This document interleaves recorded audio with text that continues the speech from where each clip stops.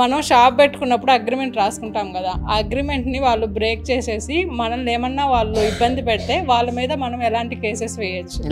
చాలా very good. మీ పేరమ్మా? మాధురి. మనం ఏదైనా షాప్ పెట్టుకున్నప్పుడు మనము ఒక మాట మాట్లాడుకొని ఇద్దరం అగ్రిమెంట్స్కి ఎంటర్ అవుతాం కదా.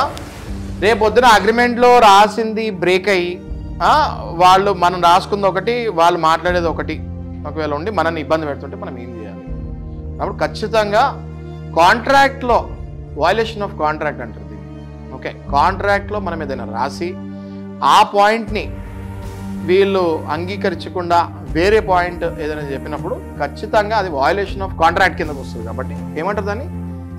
Violation of contract. అంటే మీరు ఒకటి మాట్లాడుకున్నాము, ఓకే, తర్వాత అగ్రిమెంట్ రాసుకున్న తర్వాత we're not following that point, violation of contract కిందకు వస్తుంది. అప్పుడు ఆ చీటింగ్ కిందకు వస్తుంది. అప్పుడు ఏం చేయాలి? మనం అడ్వకేట్ దగ్గరికి వెళ్ళాలి. వెళ్తే అడ్వకేట్ ఏం చేస్తారు? ఒక నోటీస్ పంపిస్తారు. ఎవరికి? Opposite party. ఇప్పుడు మీరు తీసుకున్న ఉదాహరణలో ఒక షాప్ పెట్టుకున్నాము, రెంట్ 10,000 అన్నాము, వాడు వచ్చే నెల నుంచి 20,000 కట్టమంటున్నాడు. అగ్రిమెంట్లో 10,000 రాసుకున్నాము, వాడేమో 20,000 కట్టమంటున్నాడు. We can't pay that. కాబట్టి మనము బ్రీచ్ ఆఫ్ కాంట్రాక్ట్ కింద, వయలేషన్ ఆఫ్ కాంట్రాక్ట్ కింద, బ్రీచ్ ఆఫ్ ట్రస్ట్ కింద, చీటింగ్ కింద ఆయన మీద కేసు వేయచ్చు. ఫస్ట్ కేసు వేసే ముందు ఏం చేయాలమ్మా?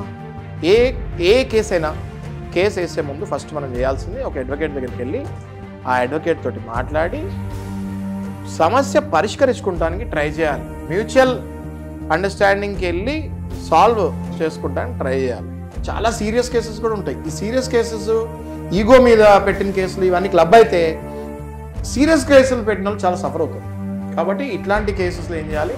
అడ్వకేట్ని కలిసి ఆయనతోటి అవతల ఆయనకి ఒక్కోసారి ఓరల్గా మాట్లాడిపించి, వినకపోతే ఒకసారి రిటర్న్గా నోటీస్ ఇచ్చి ఆ తర్వాత ఆయన మీద కేసేసి ఆ కేసు ఖచ్చితంగా 100% మనం గెలుస్తాం. కాంట్రాక్ట్లో ఒకసారి ఏదైనా వెళ్ళింది అంటే 100% అది ఎవరైనా పాటించాల్సిందే.